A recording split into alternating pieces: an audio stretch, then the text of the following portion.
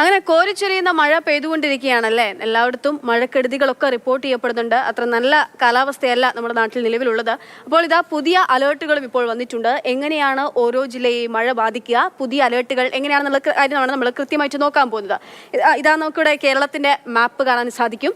ഏറ്റവും അതിതീവ്രമായിട്ടുള്ള അതിശക്തമായിട്ടുള്ള മഴ പെയ്യാൻ സാധ്യതയുള്ള രണ്ട് ജില്ലകൾ എന്ന് പറയുന്നത് മധ്യ കേരളത്തിലാണ്. കോട്ടയത്തും എറണാകുളത്തും നിലവിൽ അതിതീവ്രമായിട്ട് അതിശക്തമായിട്ട് മഴ പെയ്തുകൊണ്ടിരിക്കുന്ന രണ്ട് ജില്ലകളിലും റെഡ് അലേർട്ടാണ് കാലാവസ്ഥാ നിരീക്ഷണ കേന്ദ്രം പ്രഖ്യാപിച്ചിരിക്കുന്നത്. തൊട്ടടുത്ത തീവ്രമായിട്ട് മഴ പെയ്യാൻ സാധ്യതയുള്ള ജില്ലകളിൽ നമുക്ക് നോക്കുമ്പോൾ ഓറഞ്ച് അലേർട്ട്, ഇവിടെ ഓറഞ്ച് നിറത്തിൽ നമ്മൾ കാണുന്ന ജില്ലകളാണ്. ആ ജില്ലകൾ ഇതാ കാണാൻ സാധിക്കുന്നുണ്ട്. ആലപ്പുഴ, പത്തനംതിട്ട, ഇടുക്കി ഈ ജില്ലകളിലാണ് നിലവിൽ ഓറഞ്ച് അലേർട്ട് പ്രഖ്യാപിച്ചിരിക്കുന്നത്. ഇനി നമ്മൾ യെല്ലോ അലേർട്ട് പ്രഖ്യാപിച്ച ജില്ലകൾ പരിശോധിക്കുകയാണെങ്കിൽ നമുക്ക് തെക്ക് നിന്ന് തുടങ്ങുകയാണെങ്കിൽ ഇതാ കാണാം. തിരുവനന്തപുരം ജില്ലയിലും കൊല്ലത്തും ഈ രണ്ട് ജില്ലകളിലും യെല്ലോ അലേർട്ടാണുള്ളത്. അങ്ങ് വടക്കോട്ട് മധ്യ കേരളത്തിലേക്ക് പോവുകയാണെങ്കിൽ തൃശ്ശൂർ, പാലക്കാട്, ഒപ്പം തന്നെ കോഴിക്കോട്, മലപ്പുറം ഈ ജില്ലകളിലും യെല്ലോ അലേർട്ടാണുള്ളത്. ഇവിടെ മഴ പെയ്യും എന്നുള്ളതാണ് മുന്നറിയിപ്പ്. ഇനി നമുക്ക് പച്ച നിറത്തിൽ കാണാൻ കഴിയുന്ന കാസർകോട്ട്, കണ്ണൂർ, വയനാട് ഈ മൂന്ന് ജില്ലകളിലും നിലവിൽ പേടിക്കേണ്ട സാഹചര്യമൊന്നുമില്ല, മഴയില്ല, അവിടെ ശാന്തമാണ് അന്തരീക്ഷം എന്നുള്ളതാണ്.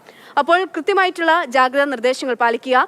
മലയോരത്തുള്ളവർ, തീരദേശത്തുള്ളവരൊക്കെ കൂടുതൽ ശ്രദ്ധയോടെ ഇരിക്കുക. രാത്രികാല യാത്രാ നിരോധനമുണ്ട്. ഒപ്പം തന്നെ ഈ പറയും പോലെ കടൽക്ഷോഭം രൂക്ഷമാകാനുള്ള സാധ്യതയുണ്ട്.